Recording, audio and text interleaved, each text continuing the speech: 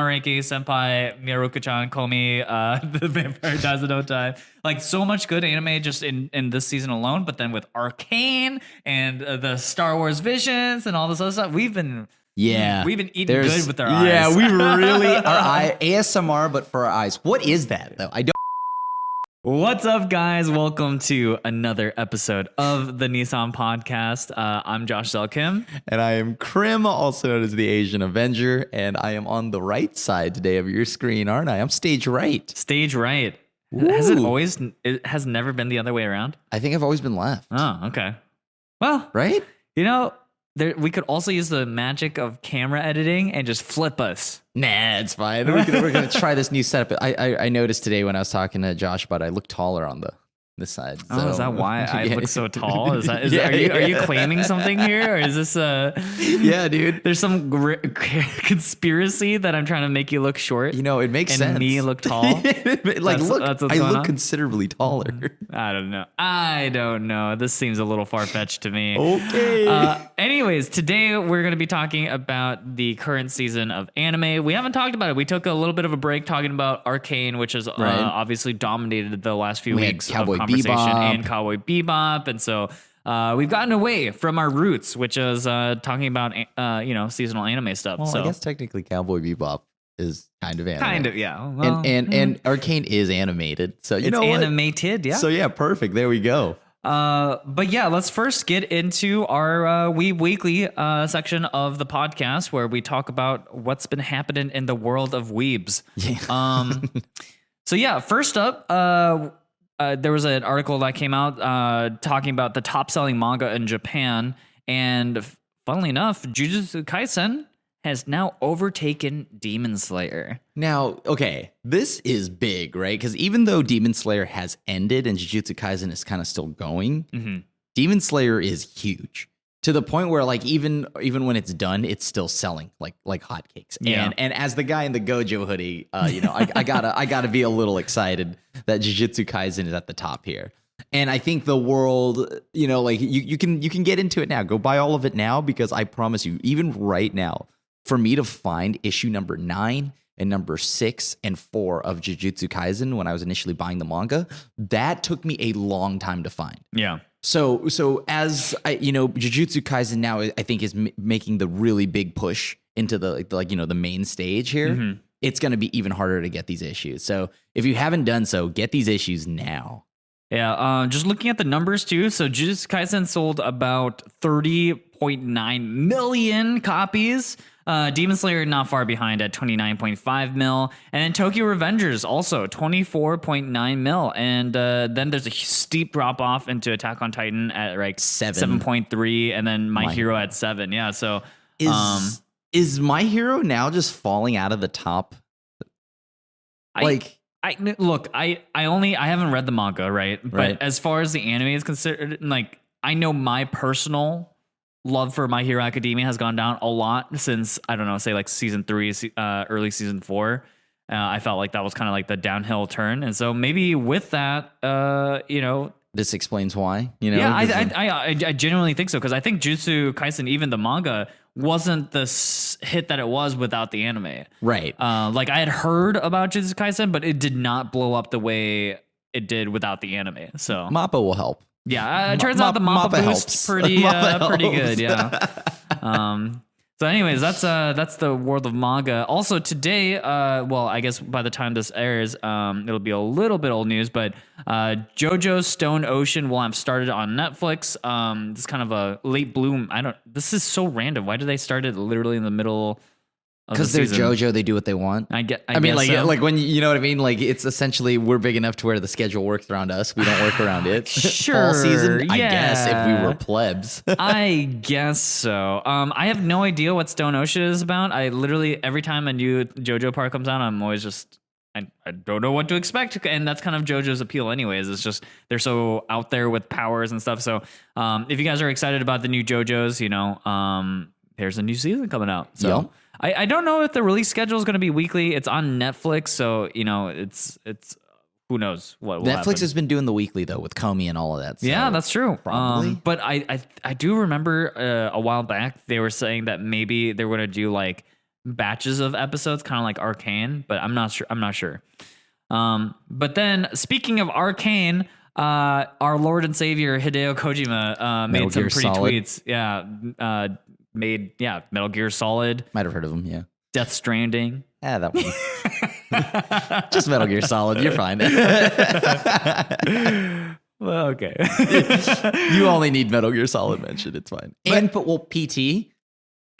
Oh yeah, PT. PT was legit, and if that was supposed to be Silent Hill, I'm really sad.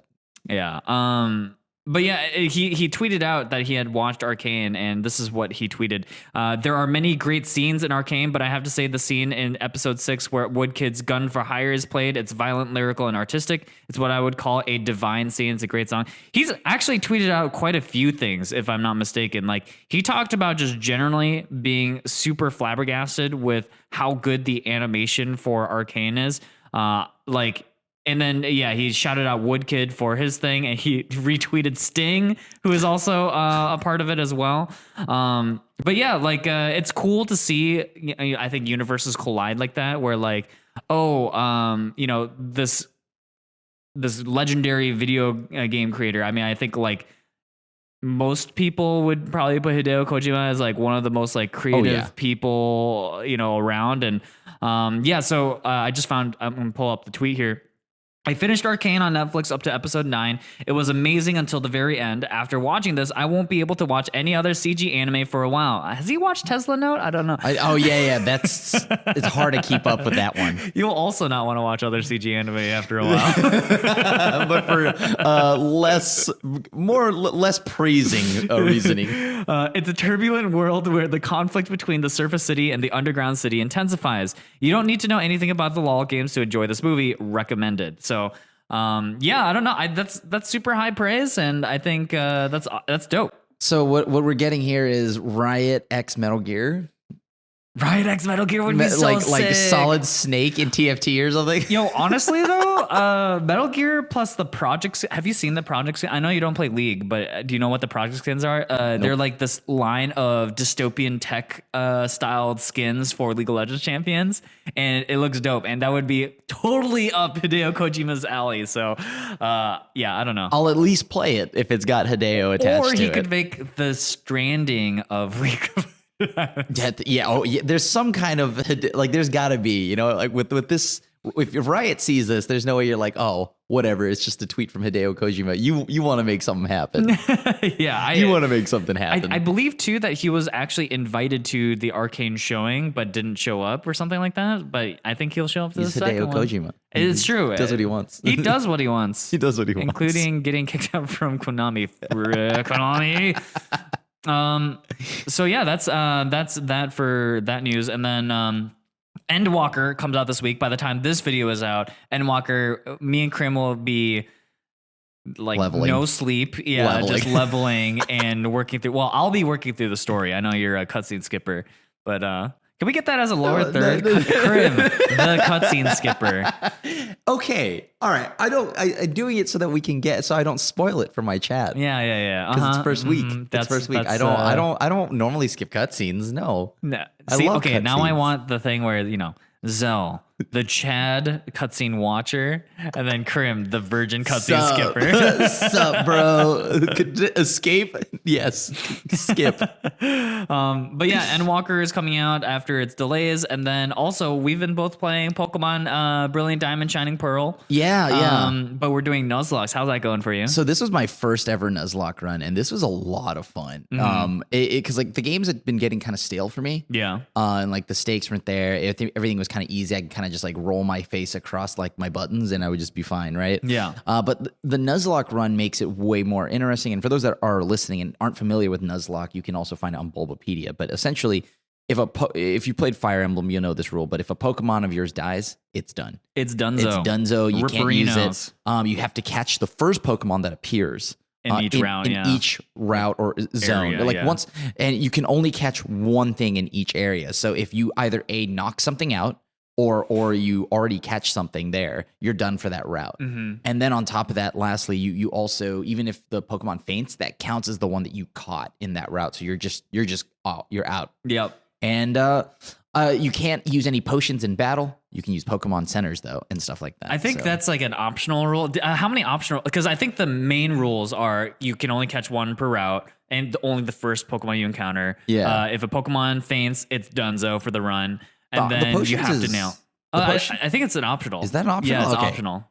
I just went off what Bulbapedia said. So Bulbapedia, that's kind of just been my own thing, except Yeah. for I did add the stipulation because I didn't want to just have an army of Bidoofs. No disrespect to the Bidoof army out there. Oh, new dupes. Yeah. No duplicates, duplicates, if you would, just because I am not trying to have an army of those. But otherwise, the game has been a lot of fun, and I mean, if you don't start with a fire starter, you're kind of like stuck without a fire Pokemon unless you go to the underground and get lucky and catch like a Houndoom. But Houndoom is only a fire in type, but doesn't have any moves because it's at a lower level. So it just doesn't have anything. So I lost 2 Pokemon, but I do have Alakazam. So Yeah, that's dope. No, so the rules that I'm doing are no potions in battle. I'm playing set style, so I can't change Pokemon after you kill a trainer's Pokemon. You know how I'd like ask you, so I have to like make the cost of switching a Pokemon out, and then when I enter a gym, I cannot leave until it's done. So you're doing hardcore. so I don't know if it's hardcore. There's like a bunch of variations of Nuzlocke. Like some people do it where you can't use the Pokemon Center. What? So that was really rough. But at first I was like, I guess kind of similar as you. Like I think Pokemon games felt a little stale, so it was like, okay, I'm going to try something new. I'm going to try a Nuzlocke run, and it's been fun. It's been not that hard, but my hubris has definitely killed off some Pokemon, and that's sad. I think the game isn't hard, but it just requires once you add Nuzlocke to it, it just requires you to actually pay attention to what you're doing, as opposed to just like whatever. Who cares? Spam the A right? button to win. Yeah. But yeah, that's gonna wrap up our Weeb Weekly, and we'll get into the meat of today's episode. The whole reason you're here, the big shebang, this is it, the steak, and here it is.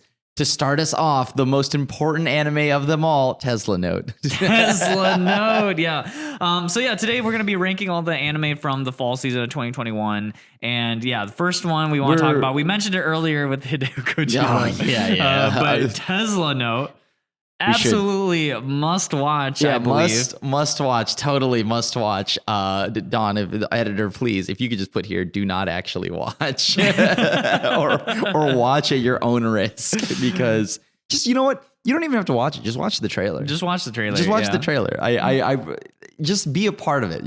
Experience that. Also, another thing we had forgotten to mention is that we are not bringing, like, example, Jai-sama, any of that stuff, because Jai-sama and all that was really they're continued. So we're doing all the ones that came out this season, but like Tesla Note, which is a must watch. Oh, please watch that trailer. Watch it just to know what it's like. Yeah, and then switch to Arcane, and then switch back, and then just like get visual whiplash. Yeah. God, the differences between those shows are very drastic. Yeah. Oh my God. And to be fair, Arcane, very big budget and stuff, and they had all the time in the world, but it's still, when you watch Tesla Note, I just feel a little sad for everyone involved. I mean, like, does this look worse or better than Exarm? I haven't actually watched an episode of Tesla Note, whereas I've actually watched everything of Exarm, so it can't get worse than Exarm, right? I mean, first off, I can't believe you would just openly in public say you watched Exarm. But on top of that, I have seen neither. I have seen the trailer of both, and I don't need to see anything else. Let's just go with that, to politely put it. I actually think Exarm is far worse. The bar must be real low, because God, that's like really bad, man. We'll eventually have to do like the worst anime we've ever watched tier list at some point, oh God, or we should just watch. Oh, I don't even know if I could handle that. Like, my mind would not be able to sit there and watch the bottom 5 of my anime list and see how we do. That's a new content idea. Please let that be like 6 episodes each show. Yeah. Okay. Here, if we get to 1,000 subscribers, on our YouTube channel, we'll watch the bottom animes on my anime list, and we'll do a serious review into them. I'm so down for this. Okay, sure. You have it here. 1,000 subscribers. Okay, so next up we've got Platinum End. Man, we're just starting out with some bangers here, I think, right? I watched this. I watched this for far too long, but like I can't stop watching it. It's just like it's so trash and so hilariously bad. I can't stop watching it. It's hilariously bad. The main reason why people even wanted to watch it was because, hey, look, it's Death Note's creator, yada yada yada. But The next project. holy moly. Oh, so you didn't like it? How far did you get into it? Like episode 9. Oh, you definitely watched way farther than I did. I was tilted after they met up at the baseball field. Oh, nice. Yeah. Like, so like I'm gonna let y'all know this right now. This show is bad. Like this show is hilariously bad. Like the first, I knew that already from the beginning, at the start of the season when we were doing like the overview and just talking about the season's anime. I was like, okay, it didn't look great. It probably isn't going to be that good, but you know, it is Death Note's creator's newest project. So Yeah. I'll give it a shot. It can't be that bad. No, it is that bad. It's really bad. I didn't even know this, but it's also serialized and shown in Jump. I'm like, oh man. Yeah, this is apparently the all- manga was pretty popular. Like as far as I know, What? yeah, the manga, and I do get a feeling that this probably would have been better as a manga than an anime, because the anime has like really bad pacing issues, It's so bad. and you just are. It a has lot the of talking. It's early Dragon Ball. Is it? It's like early Dragon Ball Z vibes where it's just like they're both just staring and yelling at each other and talking and like, hey, here's my plan. I'm going to challenge all the other people in the world that are also, you know, potential god candidates.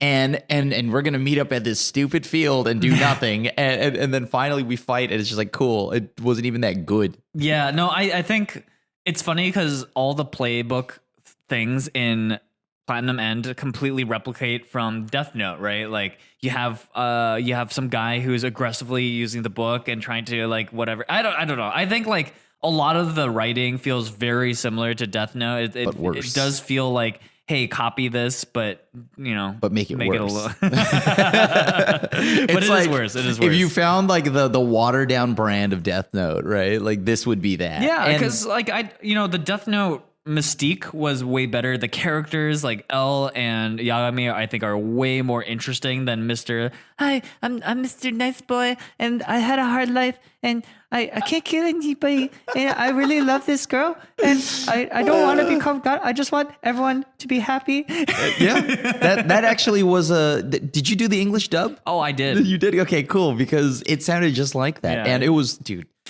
Oh man, I forgot about that until right now. They threw that love story in at you, and Oh, I'm just like, yeah. oh baby, Oh, that's yeah. good. That's the stuff that I like. Okay, I'm a sap.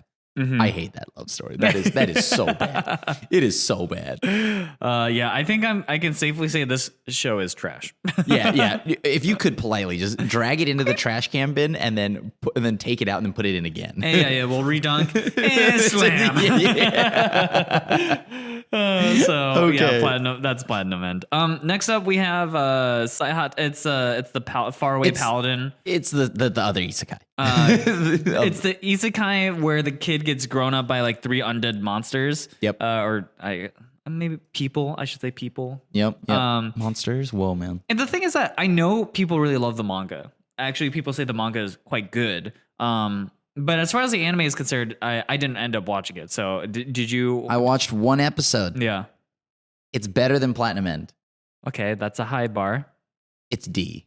It's It's a a D? solid D. So I think the thing here is it just suffers from being another isekai. Nothing stands out. It's just really boring, dude. Like it's not that it was like significantly like maybe I didn't give it enough of a chance because I only watched episode 1, right? Mhm. But like so far, like when I watched that first episode, the character was boring. Like the supporting cast was boring. Yeah. And like the character designs weren't that cool. The animation was all right, I guess. I thought the premise was kind of interesting, but I passed on it because I personally, for isekais, they just have to hit like a specific thing for me to want to watch it, and nothing really grabbed my attention for it. So I just sort of didn't bother. That's pretty much the same for me, right? Like it's like, okay, you're an isekai, you have to do these things to actually make me care enough to Yeah. watch, right? And maybe I'm grading it a bit more harsh because I'm a little burnt out on isekais, right? Mhm. Just because like they're not that entertaining and they aren't that creative anymore. So like I'm just like, all right, whatever. It's kind of just hard to watch an isekai. Matter of fact, I would put it in the trash tier. Okay, it's gone from D to trash. Okay, we're starting strong here. Tesla Note, Platinum End, and all the Faraway good stuff. Paladin. Next one we have the vampires go to space. Irina. Irina, Vampire Cosmo. It has so many different Cosmonaut. names. Yeah, it And I does. don't know. I'm going to call it Irina Vampire Cosmonaut. Vampires in space. Vampires in Space, yes, as we originally called it. And Yeah. you know what? I forkin' love this show. Yeah. I love this show, dude. Irina Vampire Cosmonaut's very slow, Mm-hmm. but it's cute as hell.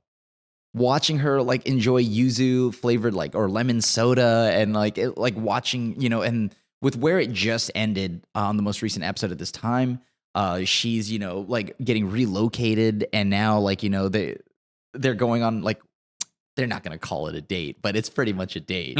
And I'm just like, oh, this is hella cute. And then like she shows up at like in this like adorable, like date ready red outfit. So I've been a fan of it. It does shift the tone, like the tone of the show does shift a bit. So like, I would probably say this is like probably closer to like a B. I mean, I enjoy it, but I think like on the inside would rate it higher than a B, but I would give it a B just because the tonal shifts are a bit wild. It goes from, yes, we're launching you into space to now we're like this happy-go-lucky rom-com. And then also, but while we're doing that, hey, by the way, we hate vampires. The world, it's like heavy. It's like, the world looks at vampires in a weird way.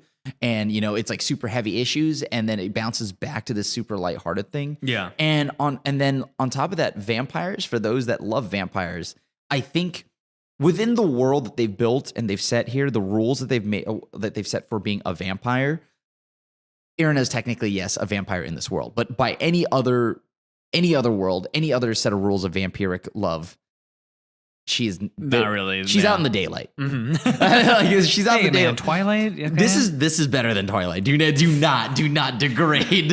Whoa. What you saying about Twilight, sir? Twilight is garbage. All right, it's garbaggio. This though, I think is enjoyable. But if you're looking for like, well, hold on, she can't go outside. They've kind of established those rules immediately in the first episode because that's really what the show's about, and it's that vampires are kind of mislabeled and they're seen like just because of like ancient lore and like movies and all that stuff. So it's good. It's a good show. It's a fun one, but it's slow and it's a rom-com. Or not a rom-com, but it's definitely romance. It's beautifully animated though. It's beautifully animated. So check it out, but I'd give it a B. Gotcha. Okay, next up we have 86, the second season of.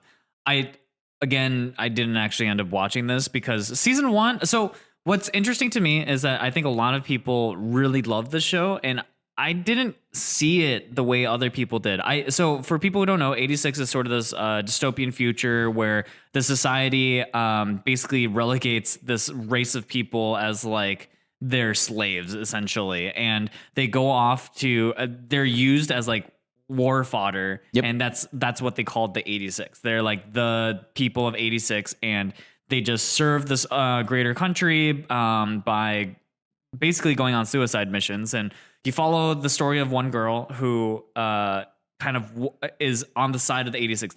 She wants 86 to be treated as people, as equals and whatnot. The Undertaker. And like season 1 had some high notes, but overall I thought it felt largely overrated compared to where I thought a lot of other people thought. Like, I just didn't really love any of the characters. Even at the end of season 1, I didn't really feel like there was anything that really had changed, really. And yeah, like I said, high points, but overall pretty mediocre. And so I didn't end up watching season 2. The only thing I know about season 2 is that it did run into production issues and there were some delays and whatnot. But did you end up watching part 2? Yeah, so I got up to about episode 6 of season 2. So, and then I dropped it. I just can't stick with it anymore. I mean, I don't know why I gave it that much time because, to be honest with you, I didn't even like season 1 that much either. Yeah. And for a lot of the same reasons, I think this is one of those times where we were just like agreed like perfectly that it was just so average and mediocre. Yeah. And so I was talking to some others and like about some other friends about the show, and they're like, oh, but hold on, the characters, the robots aren't supposed to look super cool and snazzy. And I'm like, okay, then all right, sure, we'll give that a pass. And I'm like, what about the characters? They're all kind of like vanilla and like they feel like expendable, as in not because they're part of the 86, but because like they just don't seem important to the story. Yeah, I don't feel emotionally invested in right. them. I didn't wasn't invested, and they're like, yeah, well, that's the thing, you don't need to be. And like this show, I'm like, okay, so hold on, why do I care about this show? Then like, right, like, so I don't know. Maybe I'm just completely missing the hype on it, but I think the show does have some cool points, and it does touch on some issues that would have been really cool if they expanded on it a little bit more. So I like, to be honest with you, I think I'd give this like a C. A C? Okay. A C. Like, it's just perfectly average. And I mean, I still dropped it, and mostly just because I feel like it's C trending towards a D for me. So maybe I'll finish it because I've already watched 6 episodes, sunk cost, whatever. But like, yeah, like I'm putting it at a C. Okay, and then next up we have Blue Period, and Blue Period is one of the ones that came out on Netflix, and I did. All the ones I didn't watch are the ones that are up first. Front-loaded, right? But okay, so Blue Period. Did you watch that one? Yeah. How did you feel? Because okay, so let me tell you my impression of it is like, I thought the story might have been good, but the animation looked really mediocre / bad at times. But I'm curious because I know that the manga, again, is pretty well regarded. So maybe the story is good. So hit me with it, Crim. It is hilarious to me that an anime about art can be so not so well drawn. I mean, I think some of it is like really well done. Like I see when, like, example, when he tries to paint and he goes into this like it tries to help you visualize what he sees in his mind as he's painting. And I think that's really cool. And it shows you like where there's all the blue hues and how he tries to paint a bunch of a picture with a bunch of different shades of blue. Yeah. And I thought that was really cool. But the thing here is the character, like the characters are awesome. There's definitely, it looks like it's setting up for like a big heartfelt conclusion at some point. But my big issue is that it's very, very slow. Gotcha. Like, it is very slow. I think I can only watch, like, this is one of those ones where if you fall behind, it's going to take forever for you to watch. Just because like one episode, I kind of have to break down in like 10-minute segments just because it's so slow. But there are lovable characters here, so it is worth it. The main character is awesome. You want him to get into like the art school. You love the supporting cast, especially the teacher. Also, if you've watched the show and you've ever had an art class in school, the teacher, she does look like every art teacher I have had in my life. Every art teacher looks exactly like her, dude. And they're all like super nice, and they have this weird smile where you get like, it's like they do the head nod and the smile, and you're like, I'm in trouble, aren't I? But every art teacher looks just like her. My mom's an art teacher. Well, there's a strong chance your mom may look like the art teacher. But Blue Period, all around, I think I would give this probably about a C, like perfectly right in between a C and a B.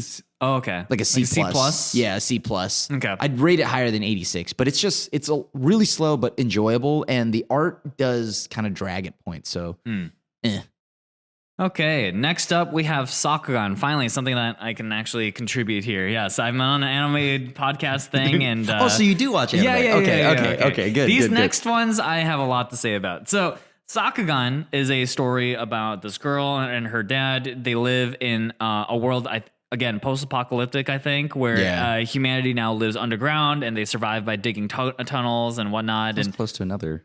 The Gurren Lagann, whatever, something like that. Also looks like it was done. And anyways, so it's about this pair, this like genius daughter and her sort of doting but like very capable dad. Physically capable. Physically, yes. Not so much in love or anything else. Hey, but anyways, hey, do you know why God made men and women? Oh my God, that line. So in any case, it sets you up for this sort of adventure through this like dangerous set of like mazes, right? Where like monsters exist and whatnot. And they find out more about like humanity's state and like the government and the man's keeping actually humanity down for their own purposes, that sort of thing. And I think a lot of the show was predicated on the relationship between the main girl and the dad. And as I watched it, so going into it, I was really hyped because I thought the art style looked really nice. The premise felt like, fun and adventurous. And I remember early on saying like, oh, it's like Gurren Lagann meets Made in Abyss kind of thing.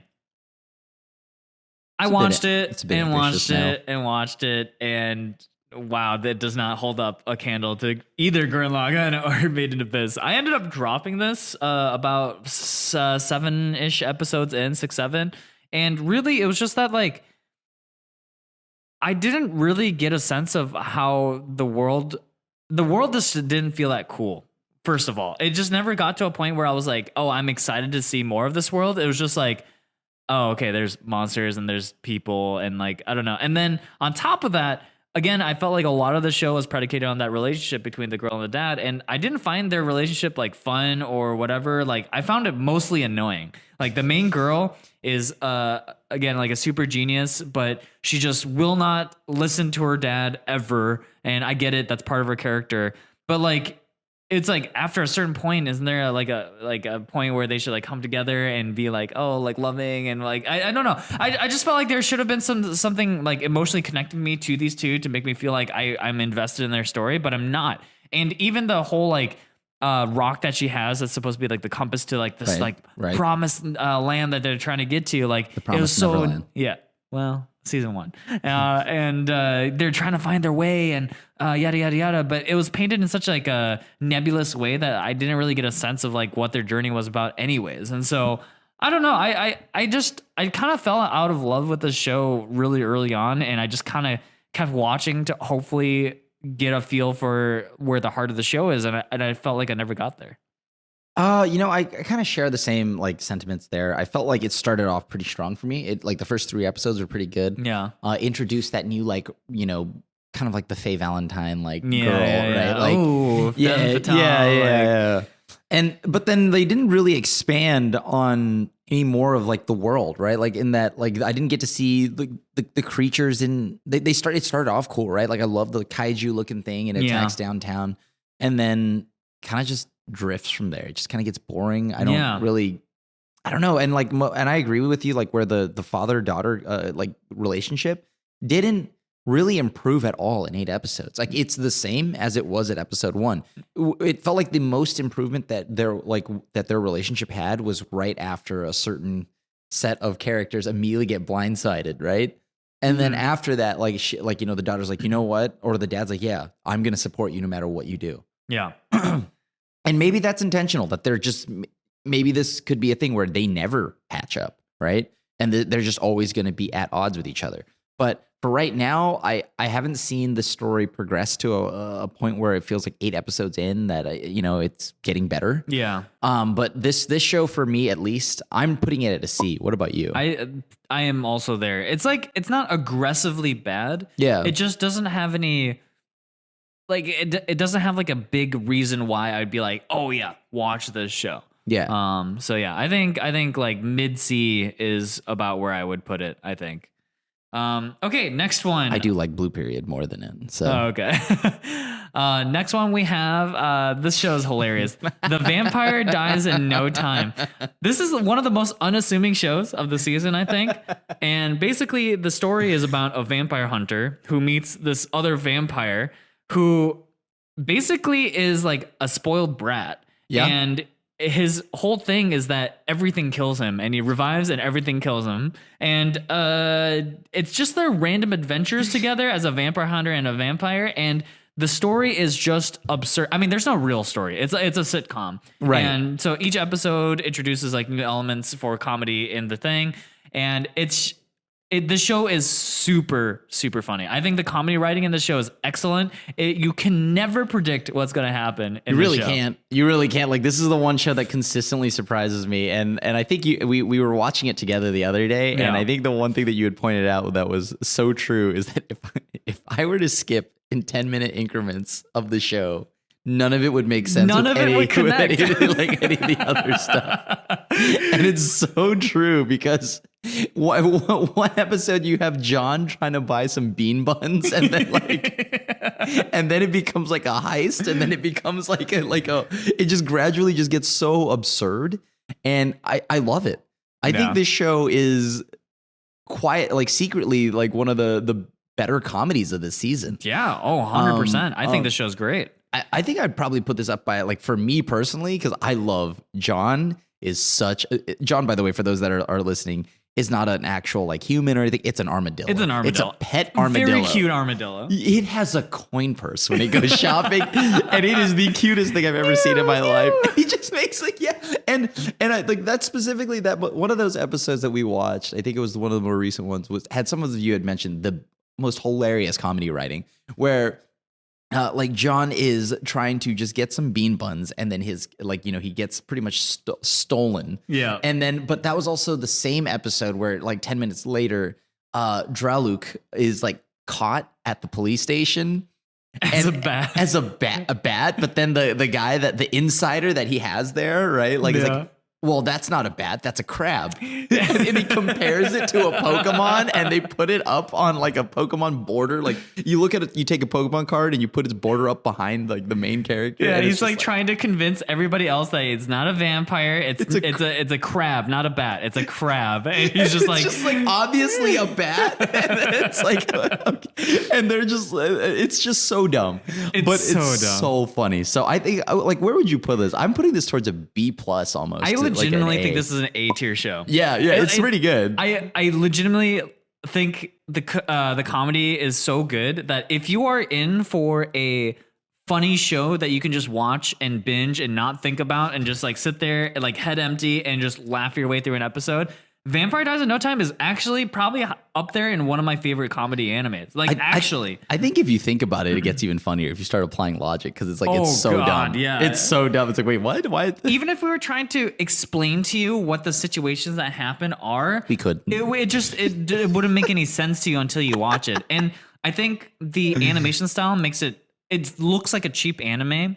But the visuals just do it justice enough to deliver the jokes. Yep. And that's really it. And so like the humor is delivered beautifully in this show with the voice acting is top tier. Yeah. And again, like we've mentioned this like a bunch of times now, but the comedy writing really is excellent. And it's so random. It is so random and absurd, but it works. You know, it's not just like, hey, this is just a random thing, just to have random things. Cue laugh track, right? I'm just happy it wasn't like, oh, his face, he fell and it landed in your boobs or something like that, right? Like I'm like, oh wow, there's the I guess the bar is pretty high when that's the humor, but like I thought this show, seriously, perfect. This one is it's up there. It's close to being like a hey, you should have to watch this. It hasn't hit Tesla Note yet. Yeah, it hasn't hit Tesla Note. It has not hit Tesla Note. All right, next show. This season also, by the way, has been fantastic. And really, as we get to some of these back shows on our list here, like I'm really impressed with how good anime has been this season. Mieruko-Chan. Mieruko-Chan is a show about a girl who can see ghosts, but she's trying to live her normal life, and she's trying her best to ignore these ghosts that seriously inhabit every inch of her life. Yep. And she has the sight, dude. Yeah, she has the sight. And they get like the storytelling, you would imagine that this would be like a one-trick show, right? Kind of like, oh, okay, she sees a ghost, she's trying to ignore it. And when it starts off, you kind of feel that way. But then the show kind of progresses and you get more stories, and sometimes you learn about the ghosts or you learn about the people that the ghosts inhabit or whatever.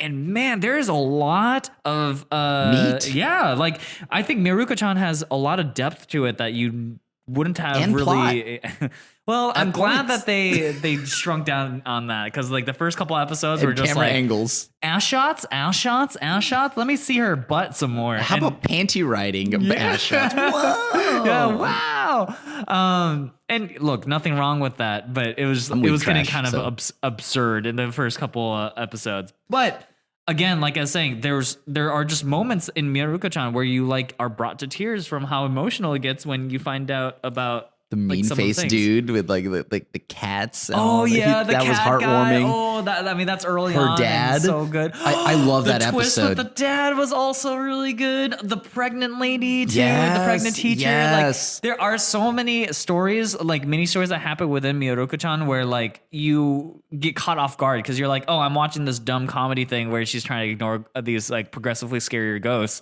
But then you get blindsided by emotion on some of these things. Yeah, I that's pretty much exactly how I would describe it, right? Like it's just such a a feel good show, Yeah. or maybe feel bad, depending on which emotion it wants to evoke from you. But Yeah. like the thing about the show that is charming about it is just like I feel like Mieruko is the vehicle, but it's like more about the stories of everybody around her. Yeah. That makes the show great, right? I mean, and not to say that Mieruko is like a bad character by any means, because she's also hilarious, right? And the fact, you know, they give her episode with her dad. Yes. And like, so it's a show where if you can deal with the first 2 episodes a little more fan servicey side. When I say deal with it, it wasn't much of an ask for me, because I watch trash shows anyways. I'm just like, okay, this is not even that bad. Okay. But yeah, it's a little bit front loaded with a little bit of like etchier kind of things, but it does get really good. It does get really good. Yeah, agreed. I'm putting this as a must watch. I think this show is like a 9 out of 10. If I was to like rate it as of right now, like I think this show is just really good. Yeah, for this season, I think it's just that good. It's just that good. Like, and this season has got this season is stacked. It is stacked with very good animes. Like the ones that are enjoyable are really enjoyable. So, yeah, and so let's move on to the next show, which is also a banger. Komi Can't Communicate. This one is on Netflix, and this one is about. This was a classic anime story, right? About somebody who has trouble making friends and social whatnot. anxiety. Yeah, social anxiety. They do a really good job of that, by the way, talking about like social anxiety that people like, you know, the symptoms and all of that. And like, but I think this is a concept that I think a lot of anime watchers are familiar with, right? Like, there's just been a lot of different stories where, like, yeah, I don't know, like Nagatoro-san is kind of like that. It's about the main character who can't really talk, but then opens up to this girl. There was another show called Hitoribochi, which was also very similar, where this girl wanted to make friends. And so the concept is not groundbreaking whatsoever. Now, what is really good about this show in particular, one, is animation. The animation is like, you watch the first episode and you'll be blown away at like these really beautiful, absurdly like mundane situations, but they animate it in such a way that it just comes to life. It feels very Nichijou in that way, where like Nichijou, again, that show's concept is everyday boring life stuff, but over exaggerated to something. And that's a lot of the style I think that Komi-san brings to the show. And I don't know. I really love a lot of the characterizations of the characters themselves are really fun. Like Najimi is like one of my favorite characters of all time, where like she I guess really they are completely genderless. They decided in middle school that they were a guy, and then in high school decided that they were a girl, and now she calls herself everyone's childhood friend. Right. And, like, she's great. Right. Her antics are hilarious, and I forgot her name, but the green haired character, Oh my she's God, she's hilarious. She's so funny, dude. She's like, oh, what did you say? Yeah, I'll be your dog. Bark, bark. And it's just like, Komi didn't say anything. You're like, oh yes, I'll gladly be your dog. No, okay, you can walk over me. Like I thought that was hilarious. And the main character, like the dude, at least he's fine, right? He's not like insufferable. I think he's funny too, and I love his little flower that he has on his head. But Komi, for somebody that doesn't speak, does steal the show, right? Like, I love her little cat ears that pop up. Or everybody by now, if you haven't seen it, you'll like learn to appreciate this. But when she does her giant like eyeball, like googly eyes. Yes. I love that phase. And she's like really quiet. And it's just, I don't know. I think it's so cute. She just makes noises and you just feel that, right? Just the pure, like, I'm shivering. Yeah. I love that. Like, so the show has a lot of it. It's such a cute show. It is really cute. And it's a feel good. It's just legitimately a feel good. In every way. I will say that there was one episode that I really hated, which was the Stalker episode. And that was like a sour spot in what is otherwise a really, really excellent show. So so basically there's one episode where she meets a girl who is just obsessive of Komi, right? Because Komi is beautiful, gorgeous, smart, athletic. Everyone idolizes her. Like literally everywhere she goes, there are just people who are like taking pictures of her and whatever. Yeah. And eventually she meets this stalker girl, and she ties up the main character dude and like stuffs her in the closet so that he doesn't go to school. And like it's painted humor, and I I don't know. It was kind of borderline scary at times. It was meant to be. Yeah, which it was meant to be, but also like it's just kind of they just played off for laughs, and then she just like kind of becomes part of the group a little bit. And so that part of me, I was like, I just hate this. Like that character was just annoying to me more than funny. But that's just my that's from my perspective. I didn't mind it because the way the tonal shifts there were like so absurd. Like it went from legitimately stalker slasher horror chick, yeah, and like who is obsessed to like you had mentioned. Oh, she's part of the friend group now. Yeah, and they just laugh it off like, oh, you remember the time when I tied you up and kept you in my closet and almost killed you? Yeah, like I was gonna dump your body out in the woods. You remember that? Yeah, okay. So I was okay because the way the show wrote it to where it was funny and creepy at the same time.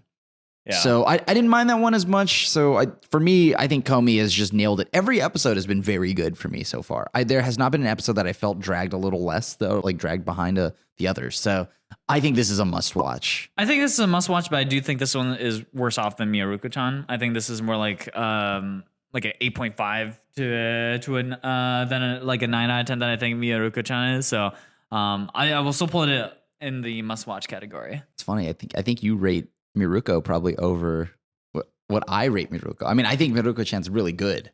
I think I like Komi more. I just think Mieruko-Chan has higher highs and Komi-san has lower lows. That's kind of where I see it. I haven't hit those lows yet, so that's why. Yeah. But I love both shows. They're both very good. Really they're both very good. This next show is my pick of like the season. I think this one is my favorite. I love this one. This was one that like I remember very early on, I was really high up on this show after I watched the trailer. No one heard me out, and I'm so glad that these days that people are talking about it a little bit more. It's Ousama Ranking, or Ranking of Kings.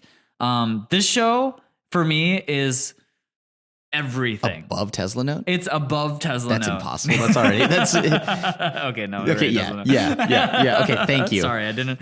that was blasphemous. Yeah. Josh should try to move the tier list where he tried to move it above Tesla, and that's just incorrect. We don't do that here. Ousama Ranking is about this world where the kingdoms, kings all get ranked, and based off the ranking, they, I guess you get conferred bonuses or something. I don't know. I don't actually know how the world necessarily works, but the idea is that the country with like the number one king has a son who is mute and deaf, and a lot of people just look down on him. His name is Boji, and no one has any trust in him. And so it comes a day where the main king is going to die. And so there starts the drama, essentially, because Boji has a half brother, Daida, who is also like eyeing the throne. And basically, it's your adventure of finding Boji, who is, again, he's deaf and mute, and nobody has any confidence in him. But he himself is trying so hard to become the king that he, wants to be. He wants to be a great king. And this journey is gorgeous. When you watch the trailer or you watch the early episodes, you'll see the art style is very like childlike. It feels like a kid's show, but don't be like misled. I think the show has some darker themes to it. I think that's the main thing that's kind of like, I haven't watched it. So, and I know that some people, like a good amount of people are talking about it now. But yeah, like I haven't watched mostly because the art. It has like Shin-Chan vibes and stuff like that. I don't think it's Shin-Chan. It has like Crayon Shin-Chan is a very particular. I mean, yeah, it's not quite that, but it does have way more cartoony art than I would care for. So that's the only reason why I haven't seen it yet. I think the show though, like, is amazing, and the art style works to its benefit a lot because it's kind of set in that sort of like medieval kingdoms, like kind of like fairy tale book style. Okay. And so the art style kind of fits for that. And it's beautifully animated. This is one of the originals from, oh my God, Studio Wit. Again, this is one of the many original projects that Studio Wit has done now since Attack on Titan. And I think Ousama Ranking is my favorite of them all. I think this is above Vivi and whatnot. This is the show that I look forward to most week after week. It will bring you to tears. You just love Boji so much. He's just, even though he doesn't speak a single word, you're just so enamored by his sort of work ethic and his sort of like want to become better. And it's just inspiring in that way. The other thing too that's really cool in the show is like they use real sign language because he signs to communicate and whatnot, and to see other people show affection to Boji by learning sign language and stuff like that. And like, yeah, I don't know. The world is really really interesting. The character designs are like One Piece-esque, where you get some really wacky looking people, and so like fantasy wise too, I just think they've created such a magical world that like is very hard to predict. And again, like I was saying, there are some real dark things that happen, like assassination plots from people that like you thought were friends, and like I don't want to like spoil it for people, but let's just say like it gets dark. And I think that darkness really gets juxtaposed really well against like the normal sort of like childlike experience that when you watch it, with the art style and stuff. So yeah, this one 10 out of 10. I like this one has not had a bad episode. Every episode is just banger, and I cannot recommend this enough. This is like maybe a contender for anime of the year for me. Whoa. I mean, yeah, like I just, as people have already known, if you've watched our podcast before, animation's pretty big, like art style for me. And art style is the biggest thing that'll also be a knock against something for me. So I know I need to get around, because I still haven't watched Ping Pong. I know. Also, like the best sports anime of all time. I know. It's just, and this is like not even experimental, Crim. This one is just good. Like this one is like very like typically good. It just doesn't catch my eye yet. I mean, like maybe like, but watch it. I gotta watch it. I gotta watch it. I will rewatch it with you, right? Okay. But yeah, so that one is super high up there for me. I feel like we have to mention Mushoku Tensei, as it's one of the big shows of the season. I think Crim and I have already talked a little bit about Mushoku Tensei and just our problems with it. I think for the most part, I think Mushoku Tensei is a show that has a lot of great things in it, right? Like I think the animation is legitimately some of the best animation I've seen in anime. And I think that the world that they've built is also really enthralling and stuff like that. But it's just, there's just one thing that really, really makes it hard to watch. And it's the main character. It's just the main character, yeah. And the main character. And I think the thing that really upsets me overall with the show is a lot of the dialogue that happens with people's things. So like I've been reading the subreddit like of anime and people's thoughts about it, and like threads will come up where people are like, dude, Mushoku Tensei is so popular, but why does no one talk about like the problematic main character? And people make all sorts of like terrible arguments for like it, and like they're like, oh, he's meant to be like a bad guy, and like whatever. But the thing is that like there are plenty of shows and whatever in anime and non-anime where you have problematic main characters, but they're shown in a problematic light, and because of that, you're shown like, oh, their pathway to getting better, and like a lot of the arguments that I see online feel like kind of bad faith or like disingenuous, and so I think that upsets me more than anything. But look, if you enjoy Mushoku Tensei, that's awesome. That's great. You do you. But I personally, when I was watching it, it was like, I'm having fun. And then a scene happens where he's like groping someone, and I'm like, okay, I'm not having fun anymore. Like there's plenty of scenes that kind of follow that suit, right? So that theme. So I'm also checked out of that show. I thought it was okay at the first episode, and then I was like, okay, maybe it's not that bad. It just that stuff randomly happens every now and then. Yeah. But no, it's a lot more than you would think. And I know that a lot of people say, well, the character gets better. But the thing here is it just doesn't seem like he's doing it at all. I've talked to people, and like he doesn't really get that much better, and we're in season 2 now. So okay. So then, like I don't even know where to rank this, because like if you could remove the trash parts of it, I would probably give it like maybe an A, maybe an S, whatever. But like the truth of the matter is that you're stuck with the main character, and therefore I'm not watching it. Yeah, same. But you know what? It's okay, because after Mushoku Tensei, may not have a great main character, but what show does have some pretty cool characters, for me at least? Takt Op Destiny. Yeah. All right. This show is the one I actually just got done watching the most recent episode, Mm-hmm. and this show is pretty fun. It has some parts where like you feel like, well, what are the stakes? They kind of like they go around hunting these things called D2s.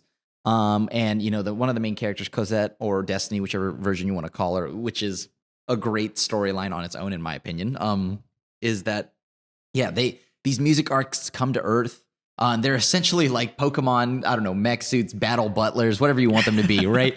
But the thing here is they come to Earth and they can find out where all the D2s are to help clear them. And I really like this. This is an interesting concept and also beautifully animated.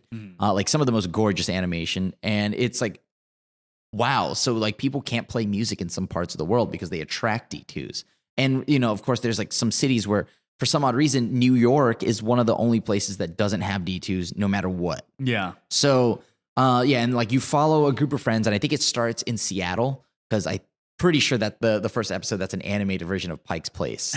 And so they start there and they go across the states and they just hunt D2s and you get to know them. And I like it. I really do like it. I think the fact that you get to learn, like you get to see more depth of who Cosette is and slash Destiny as the series goes on.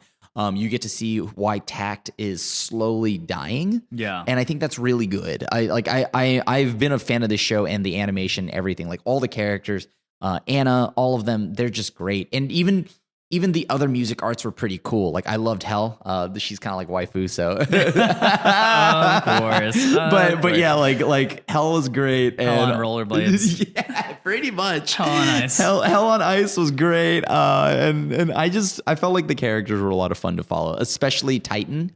Oh yeah. Titan with the shotguns. Yeah, she's got the shotgun, and I think the one thing that makes her even more like hilarious to me is I just keep thinking I keep forgetting the name, but the avatar that they made for Crunchyroll, Hime. Oh yeah.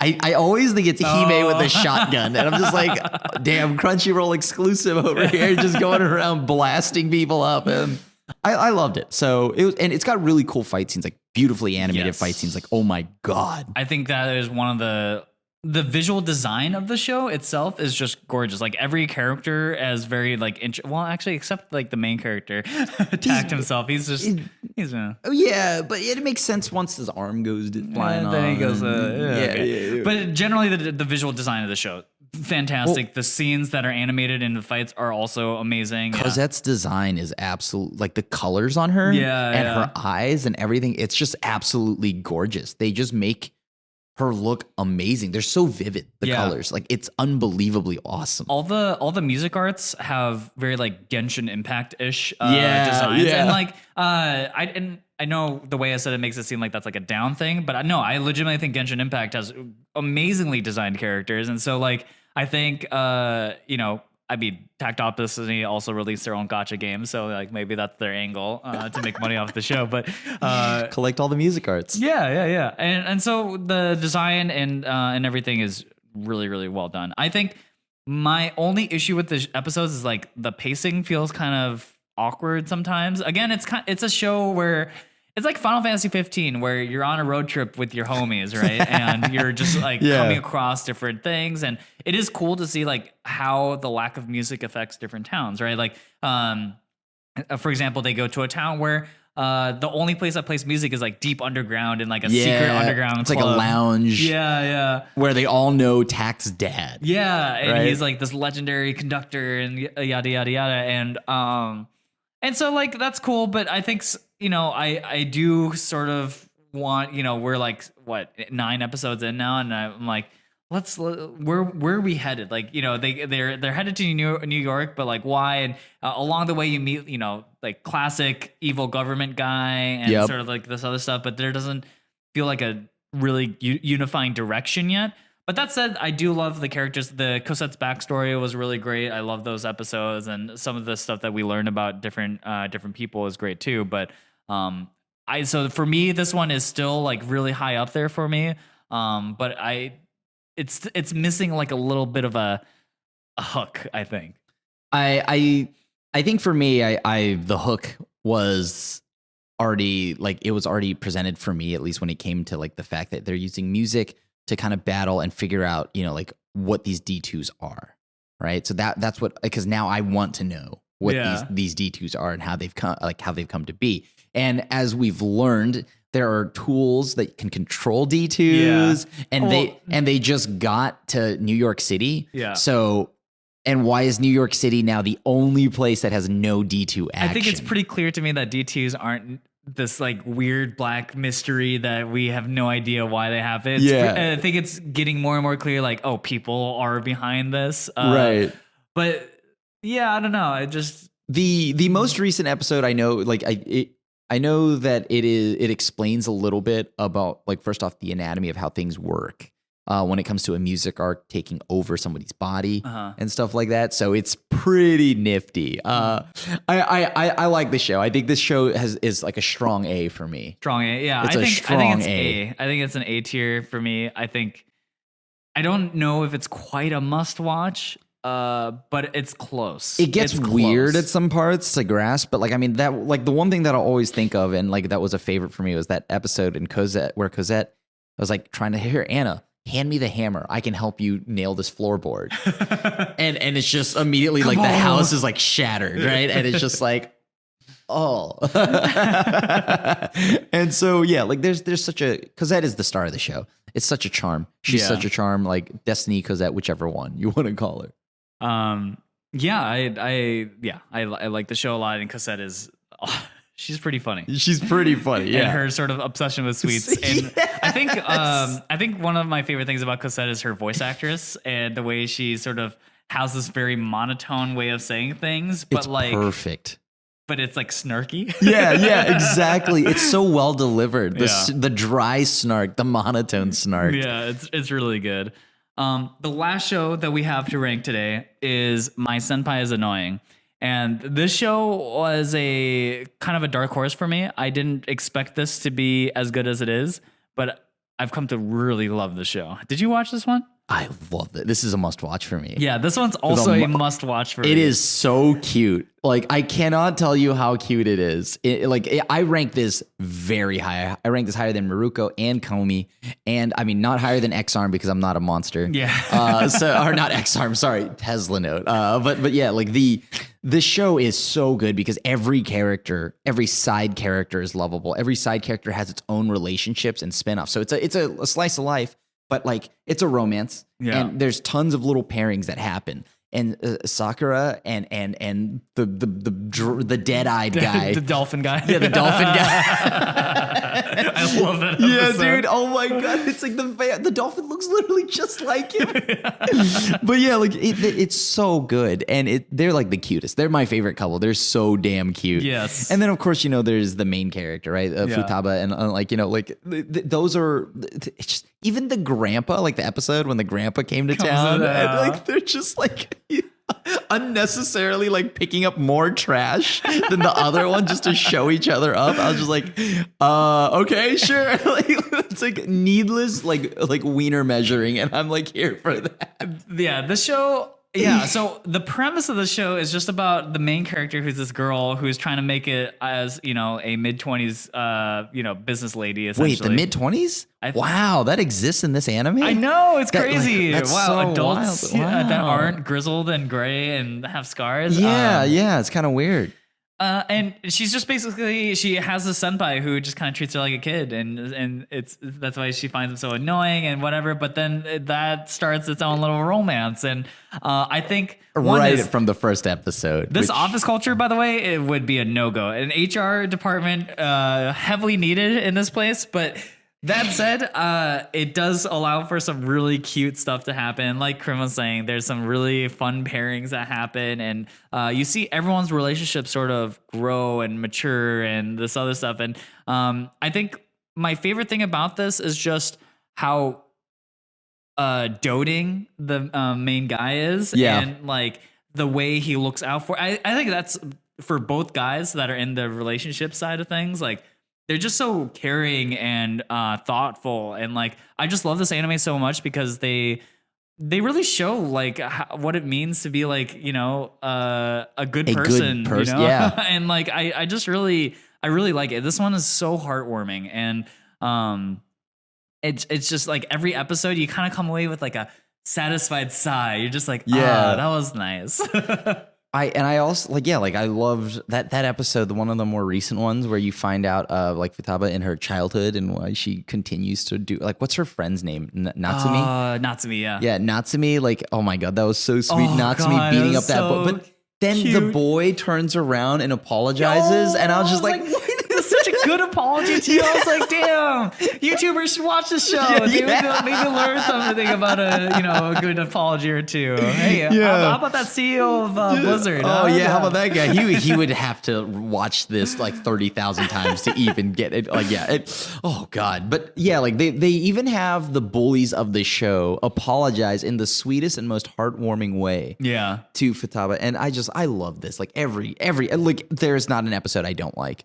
This is the one show that I look forward to the most. It's this, and then like probably Mieruko, and then like Irina, and then Komi. Mm-hmm. But that's just because I have a little bit of bias. But yeah, like this show is very good. Very, very good. Very good. If you're in the market for a cute romance thing, and with like more mature characters, I would say. Oh my God, they're not all in high school. Thank God. They have jobs, although their jobs are real loose on hours. I mean, whatever. Like one of them literally drinks all the time. He's the girl that just like sneaks vodka. The random like Russian girl or something. Yeah, she's and weird. The hilarious, like what is it, leader dude? Like the dude with the mustache. Oh, I think he's the boss. Is he the boss? Yeah. He's just like. Is he really a boss? Because he's just like, yeah, everybody, let's get sloshed at like the company party, right? And yeah. Oh man. Again, company culture, not really a learning lesson here. I think companies don't model yourself after this. Human resources could probably be like, yeah, this is a no-go. Use this as like an instructional video to not handle your office stuff. Yeah.